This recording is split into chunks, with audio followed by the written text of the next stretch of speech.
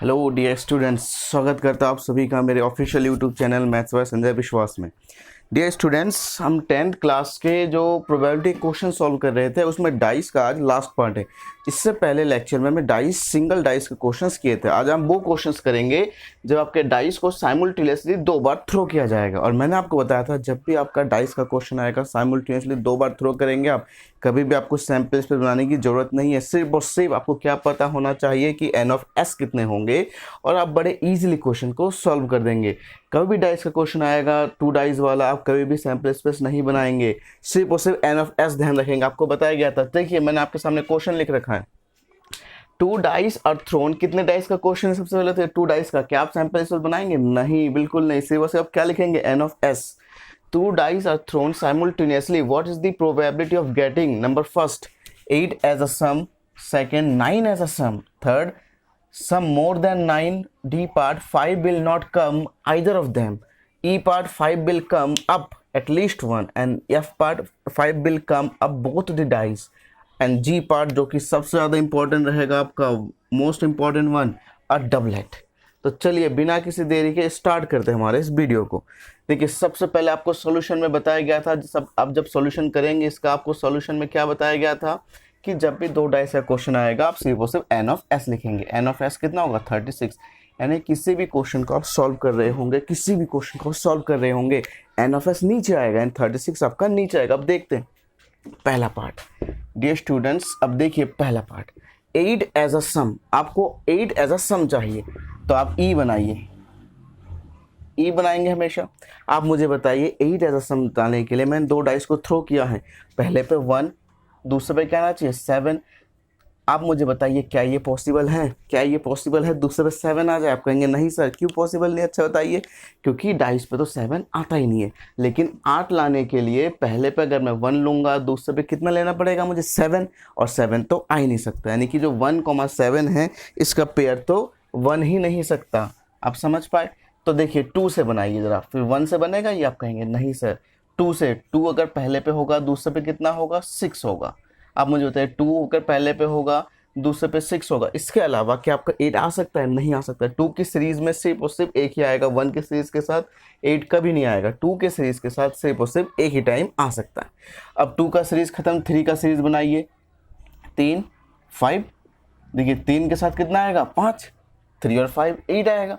आप मुझे बताइए अब और 8 लाइए आप कहेंगे सर अब तो और नहीं आ सकता 3 के सीरीज के साथ भी। अब 4 की सीरीज के साथ क्या बनेगा? ये 4,4। 5 की सीरीज के साथ 5 अगर लेंगे पहले पे, दूसरे पे कितना लेना पड़ेगा? 3। अगर पहले पे हम 6 लेंगे तो दूसरे पे कितना लेना पड़ेगा? 2। अब पहले पे 7 लेंगे, दूसरे पे 1। लेकिन फिर से वही बात, क्या आप मुझे बताइए क्या ये पॉसिबल है? आप कहेंगे नहीं सर, क्यों पॉसिबल नहीं है मेरे प्यारे बच्चों? क्योंकि पहले पे 7 दूसरे पे 1, पहले पे 7 तो डाइस पे कभी आ ही नहीं सकता। यानी कि 8 आने के आपके ये इतने पॉसिबल वेज हो गए और यही तो हमारा एन ऑफ ई हो गया। तो आप मुझे बताइए एन ऑफ ई कितना हुआ? आप कहेंगे सर बहुत ही सिंपल तरीके से क्वेश्चन सॉल्व हो रहा है। देखिए 1 2 3 4 5, ये आपका 5 हुआ। तो आप मुझे बताइए पी ऑफ ई क्या होगा? N of E upon N of S. N of E कितना आपके पास? 5, एन ऑफ एस कितना? 36। तो ये आपके क्वेश्चन का आंसर आ गया। देखिए कितना सिंपल था ये। चलिए इस बी पार्ट स्टार्ट करते हैं इसका। 9 एज अ सम। अब आपको देखिए 9 चाहिए तो ई फिर से तैयार कीजिए आप 9 के लिए, ई तैयार कीजिए फिर से 9 के लिए। आप मुझे बताइए पहले पे 1 तो दूसरे पे 8, 9 लाने के लिए क्या ये पॉसिबल है? क्योंकि 6 से ज़्यादा आ ही नहीं सकता, तो ये पॉसिबल नहीं है। अगर पहले पे आप 2 लेंगे तो 9 लाने के लिए दूसरे पे क्या लेना पड़ेगा? 7। क्या ये पॉसिबल है? ये भी पॉसिबल नहीं है क्योंकि 7 आ रहा है, देखिए 7 तो आ ही नहीं सकता। यानी कि 9 लाने के लिए जो सीरीज स्टार्ट होगी वो कहीं ना कहीं 3 से स्टार्ट होगी। 3 6, फिर 4 के साथ क्या आएगा? 5। अगर मैं 5 लूँगा तो क्या आएगा? 4।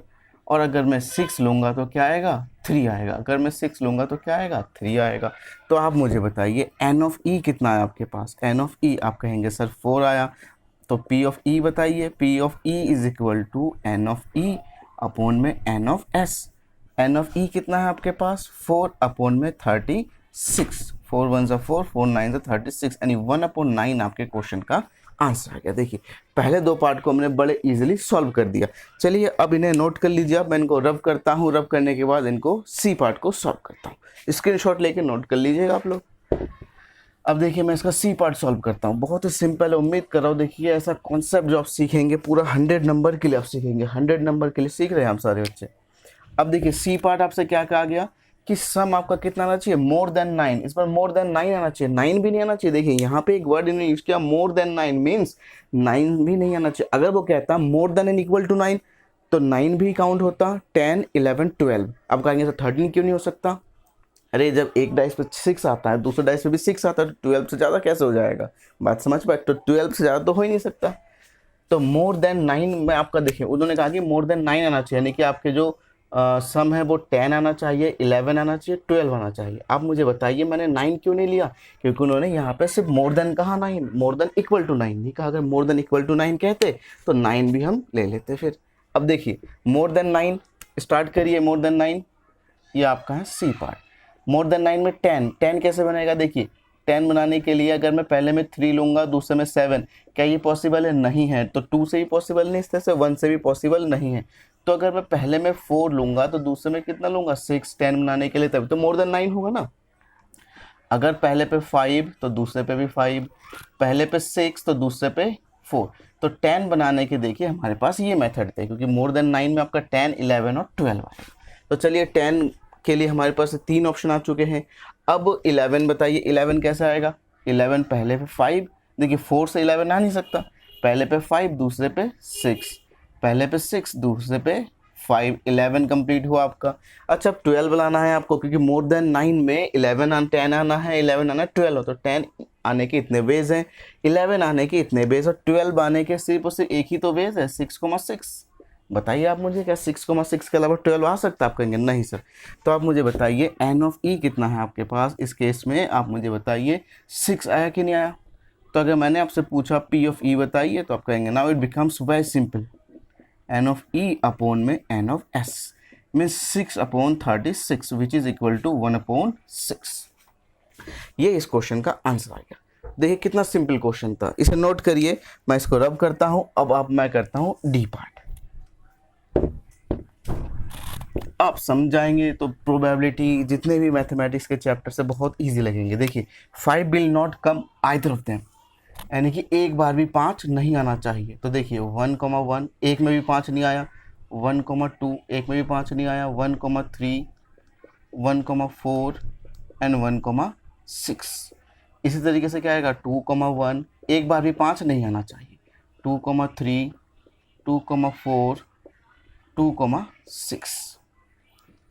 आप मुझे बताइए क्या आएगा 3,1 3,2 3,3 3,4 3,6 4,1 4,2 4,3 4,4 एंड 4,6। 5 को छोड़ना आपको, तो 5 की सीरीज आप नहीं चलाएंगे, उन्होंने कहा ना 5 एक बार भी नहीं आना चाहिए।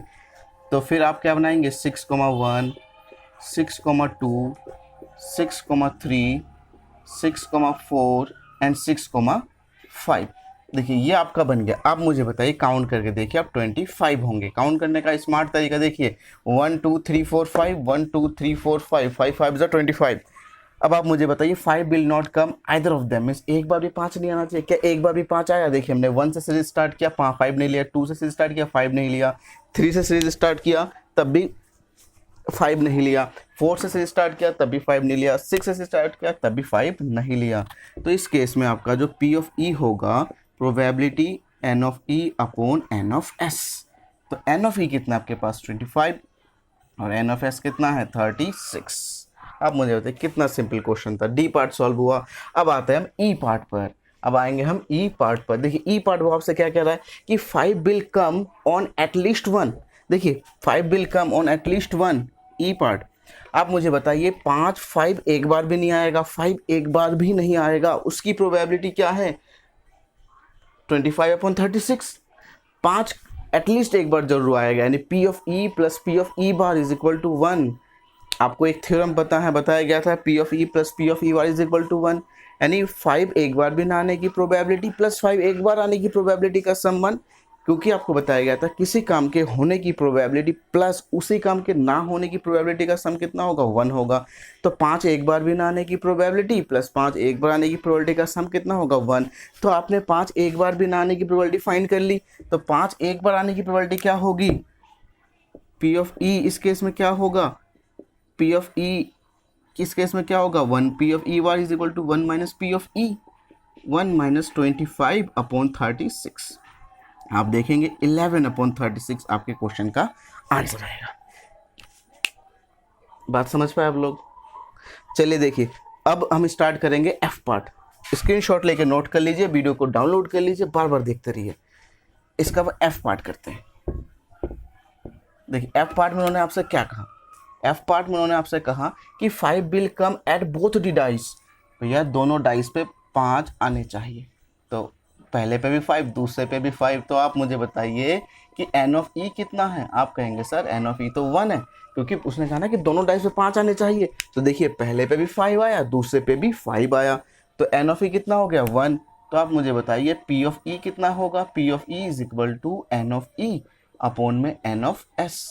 एन ऑफ ई कितना आपका 1, एन ऑफ एस कितना 36। आपके क्वेश्चन का आंसर आ गया। तो देखिए, तो 2 डाइस के ऊपर ऐसे जितने भी क्वेश्चंस आएंगे, उन्होंने कहा, अगर उन्होंने कहा कि सम 10 आना है तो 10 आने की प्रोबेबिलिटी देख लीजिए। उन्होंने कहा कि सम आपका लेस देन 6 आना है, लेस देन 6 में आपका 5 4, इस तरह से आप देख लीजिए। क्या आप मुझे बताइए कॉन्सेप्ट आपको समझ में आया कि नहीं आया?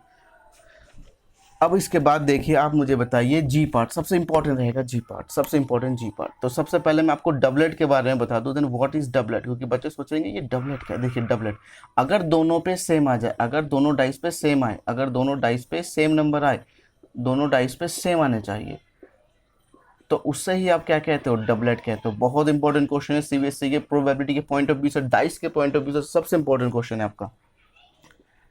अगर दोनों पे सेम आ जाए, अगर दोनों पे सेम आ जाए, दोनों डाइस पे सेम आ जाए, तो उसे ही आप क्या कहोगे, डबलेट कहोगे। देखिए दोनों डाइस पे सेम, दोनों डाइस पे सेम, दोनों डाइस पे सेम, दोनों डाइस पे सेम, दोनों डाइस पे सेम, दोनों डाइस पे सेम, तो यही डबलेट हुआ। और आप मुझे बताइए डबलेट होते कितने? आप कहेंगे सर 6 है डबलेट, तो बिल्कुल सही बात, डबलेट 6 ही होते हैं। देखिए 1 2 3 4 5 6। तो भैया आप मुझे बताइए क्या मैं लिख सकता हूँ P of E is equal to N of E upon N of S. N of E की वैल्यू 6, एन ऑफ एस की वैल्यू 36। तो क्या मैं इसे 1/6 लिख सकता हूँ? आप कहेंगे सर बिल्कुल लिख सकते हो। अगर हम लिख सकते हो, ये हमारे क्वेश्चन का आंसर हो गया। आप देखिए डाइस का कॉन्सेप्ट आपका कंप्लीट हुआ। नेक्स्ट वीडियो अपलोड होगी आपकी कार्ड्स की, और कार्ड्स ऐसे करेंगे आप पूरे देखिएगा, पूरे बुक में आपको ऐसा मेथड नहीं मिलेगा जो मैं आपको कार्ड्स के लिए बताऊँगा। तो चलिए आप इन्हें करते रहिए, घर पे रहिए, सुरक्षित रहिए, सही से पढ़ते रहिए। और जिन्होंने अभी तक मेरे चैनल को सब्सक्राइब नहीं किया वो मेरे चैनल को सब्सक्राइब कर लीजिए। Okay, thanks for watching, have a nice day.